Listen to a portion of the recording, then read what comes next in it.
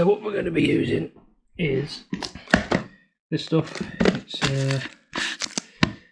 aluminium butyl tape. Basically, it's really good at like sound deadening and making things not vibrate and stuff like that. This is a Vibe Slick 8 something or other, load of codes, whatever. So it's 450 watts RMS, 1350 watts peak. Little small thing. It's here. It's pretty cool. What I'm really impressed with is this. It's a Vibe Powerbox 400.1. Basically, it's really easy to wire into the car. I can't really show you this because it's already in the car. I've filmed this all back to front, so you have to bear with me. Obviously, we're also going to need some wood. Again, I've done it back to front, I've already made it. I'm going to mention this again in the video, but yours won't be in 3 bits like mine is with about 4 million screws in it. Obviously, you'll just make one big square, 245s cut off it. I'll put all the dimensions in now. And you won't have these blocks. That's just to hold my bits of wood together. I'll put this back together and we'll get on to the stuff I've already done. And then on this side I've just wrapped it in some AliExpress 4-way stretch suede, I guess. Right, so there's 4 little trim pops. Turns out yours won't be made out of 3 bits like mine is, because I ran out of wood.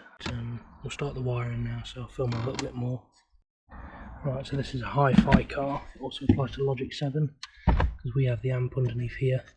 There's an 8mm here, there's an 8mm down there, and then this cover comes off, and then there's 3 more 8mm, and we can take the amp out together. Bass cars won't have an amp, so bass audio without tweets and things. You'll have to go down the front, take the front seats out. Right, so those 2 little screws out. You can see the amplifier. This is the plug we're interested in. Basically, we're going to nick the signals out of this. But yeah, I'll strip a bit more and then keep you updated. There's 2 little tabs. One here for each side. Pull the tab, pull the connector block out, and you'll see on the actual pin there's a little tab that you just press it down and then pull the wire out. Just makes soldering a little bit easier. So that's what I've done here. Okay, so wiring wise, this may differ for your RCA cables, but in my case, the red wire was the right positive, the yellow wire was the right negative, the black wire was the left positive, and the green was the left negative. If you need to work out which colour wires on your RCAs, it's actually quite simple. Multimeter on the beepy button or ohms, and basically what you're going to do is your positive wire, the one that sticks out of here like this, put that on there, and we'll go down to our positive. That's the other side, and it beeps, and the negative is the outside, just like that. And then you do that for obviously positive, positive, negative, negative. BMW spoilers, and these colour wires for the subwoofers are the same whether you have bass, hi-fi, Logic 7, doesn't matter, colours are all the same.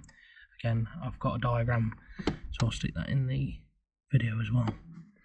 Right, I'll put this back together, and now we have amp input. Cool, so that's all back together. Just taped it all back up so it looks pretty. This is the high input to our amp. Obviously, if you're using an amp without a high input, you need a high-low converter, so this will go into your high-low converter input. If you're also using low input, you're going to need this little black wire as well. That's going to be your remote turn on. Obviously, you can find it down there. Again, it's in the diagram. If you're using Logic 7, you're not going to have that because you'll be using this loom. You'll have to find a remote turn on in a Touring. You've got power at the back, so I'd probably recommend taking it from there.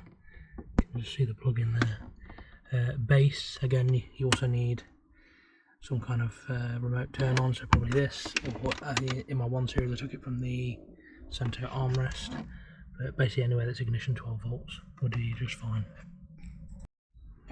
Right, so I've done the power on the ground as well. Just tapped off the same power for this amp. It's a 20 amp circuit, so it should be okay. Grounding, I just made a little ring terminal to go on there. And now I'm just going to do the speaker wiring from the sub to the amp.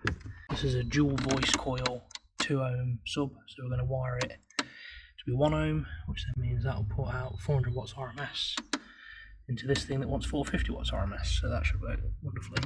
So these are the two coming out of the amp, and they're going to go to positive and negative. So for 1 ohm, you're just going to connect red to red and black to black. That's parallel. Series, we would connect this red to this red, then we connect this black to this red, and then this black to the amp. Wired up for 1 ohm, so we're just going to tidy all this up, route all that, plug it in the amp, plug everything in, and try it. I'm going to tape all the plastic, especially there and there. Go crazy and cover everything, just put some weight to it. Okay, now it's a bit more solid. So yeah. Right, amp's all in, all the trims are back in and what have you. This then goes here, but yeah, it should work.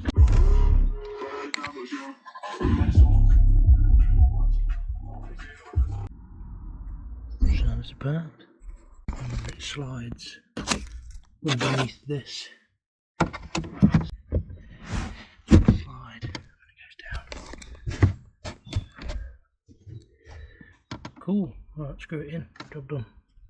I've been in the game for watching, you know. Couldn't see my eyes on the low. I've been in the chain where I go.